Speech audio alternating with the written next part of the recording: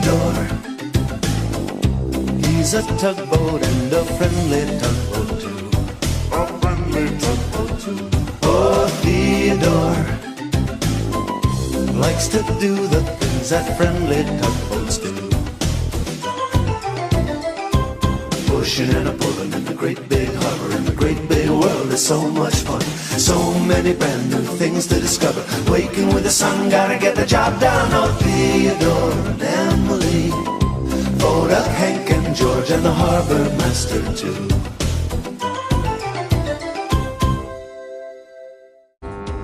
Emily had just returned from a long trip back across the ocean, from France. Theodore wanted to know all about her trip. Emily told him that when she had first arrived, all she wanted to do was to rest her tête, which means her head in French. But after a nap, she was ready for a fête, which means a party. Now, Theodore thought tête and fête were terrific sounding words. Emily had been to so many wonderful places and had so many great adventures. Theodore was very impressed. "Emily, you're my best friend," he said.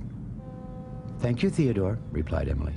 And off she went with the kind of smile you get when someone's made you very happy.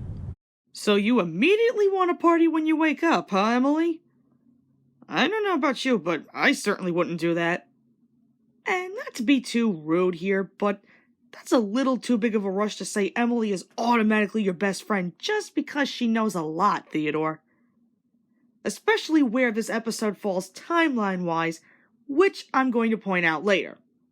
Anyway, Hank is happily showing Theodore around the harbor, where he then shows off his speed turns, and this impresses Theodore to now say that Hank is his best friend. "Great," said Hank. "I've always wanted to have a best friend." "Are you sure, Theodore?" "Sure, I'm sure," replied Theodore. "Can you show me how to make fast turns?" "Sure, I'll show you," said Hank. He was almost tripping over his own words. He was so excited. "We can start right after my next job." And with that, the two new best friends promised to meet later near the sandy beach and tooted their goodbyes. Are you really sure about that, Theodore?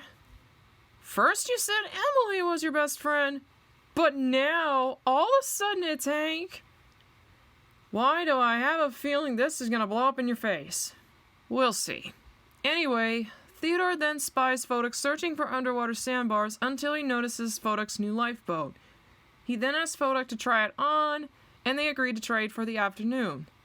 This in turn leads Theodore to say, "Fodak, you're my best friend." Then Fodak told Theodore that he would show him how the sounds from his underwater sonar machine helped them find things. "Let's go right now," he said. But Theodore hesitated a moment. There was something else he was supposed to do, but in all the excitement, he had forgotten just what it was. Fodak tooted for Theodore. "Come on, Theodore." And Theodore set off after his new best friend.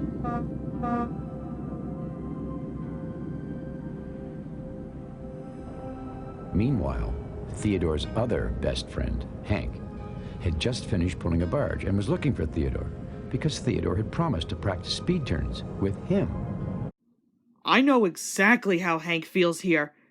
There's been many a times where I've been stood up by others when we've had set plans. Kinda irritating, actually.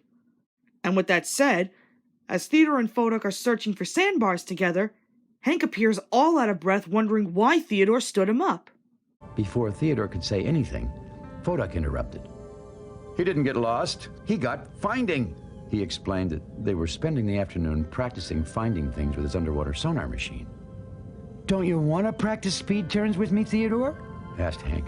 Theodore knew he had forgotten something, and that was it. Now he remembered that he'd promised to practice with Hank, but he had also said he would look for things with Fodak. For a moment, he didn't know what to say. Then Hank noticed Theodore's new red lifeboat. "Where'd you get that?" Theodore explained that he had traded lifeboats with Fodak. "Yes," said Fodak, "that's because we're best friends." Well, it's not like Hank would be too quiet about anything, but for a moment he was very, very quiet. Theodore and Fodak were pretty quiet too. "Oh, well," said Hank finally, I'll just do something by myself, I guess." Now, Theodore was surprised to see that Hank didn't seem upset about not being Theodore's best friend, And to tell you the truth, Theodore was a little upset himself. "Hank, are you sure that it's okay that I'm not your best friend?" asked Theodore. "Sure," answered Hank. But then he hurried away very quickly. That seemed strange. Theodore felt uncomfortable. Did Hank really not care that he wasn't Theodore's best friend? Did Hank really mean what he had said?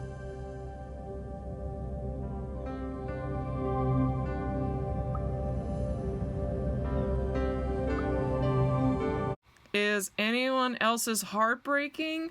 This has got to be one of the most saddest scenes ever in the show. But anyway, the dispatcher announces that 3 ships have arrived at the same time, but Hank is missing.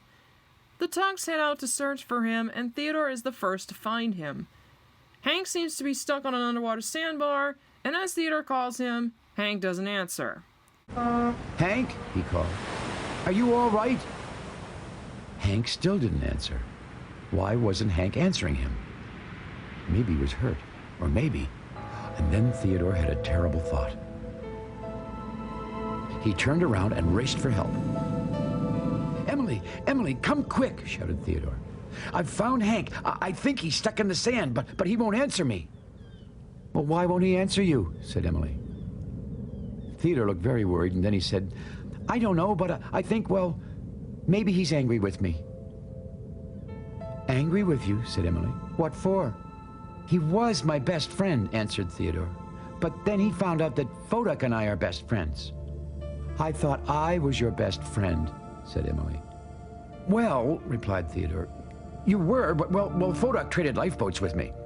And then Emily saw the bright red lifeboat on Theodore's deck. But she just repeated, "You said I was your best friend, Theodore."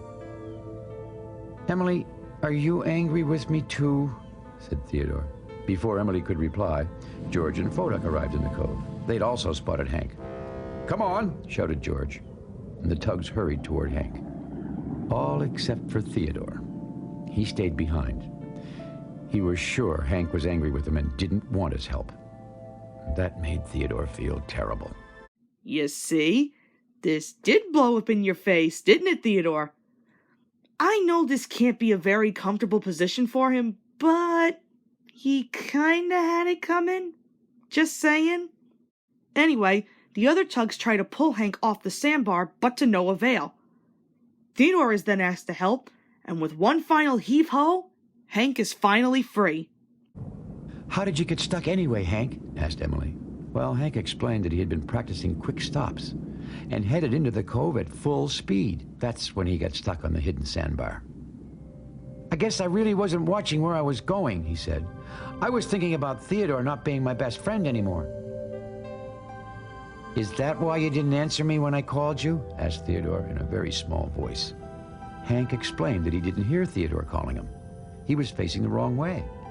Well, when Theodore heard this, he was very relieved. But all the tugs were still staring at Theodore.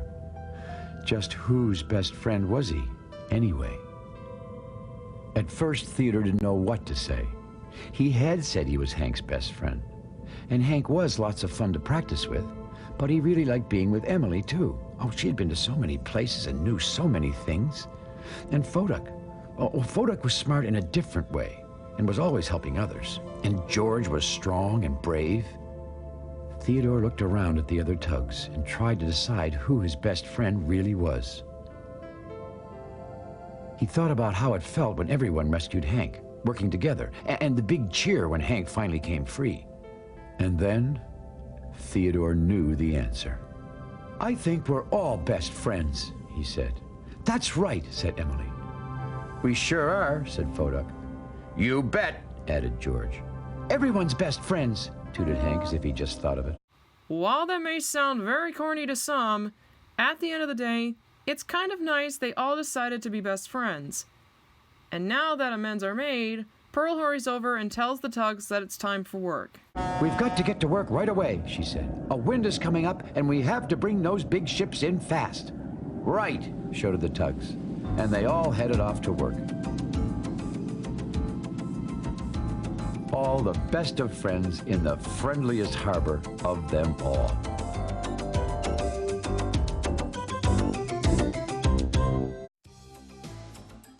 And that concludes Best Friends. Alrighty, Kyra, what are your thoughts on this? This has to be one of the saddest episodes, considering that scene with Hank crying, that was pretty sad. But at the same time, this is a really good episode, and it teaches the importance of friendship, you know. One thing that I liked in this episode is the fact that we get a little more look at some of the things that other characters like Theodore does. But of course, one of the things I've got to dislike is the fact that Theodore wasn't thinking clearly on anything regarding friendship. I mean, come on. I mean, I will say this though, it's okay to have more than one best friend, right? Honestly, the characters in this episode really did a fantastic job of really teaching us that lesson today, and the music, of course, was really good. This is actually one of my very favorite episodes of Season 1. I love the whole concept of Theodore finding it difficult to choose who his best friend is, when in reality, it doesn't matter how many you have since all of them are very unique. I'm truly inspired by stories like this. And due to popularity, I think that's why this particular episode had a book based off of it. Now, the one thing I did want to point out was that I find it strange how Theodore just kept going to each tug, claiming to be best friends, which it could have worked if this clearly wasn't the second episode of the show. Let me explain. For example, in certain shots, if you look very closely, Photic is missing his V word for starters, which now implies that this episode definitely came before Photic the Vigilant.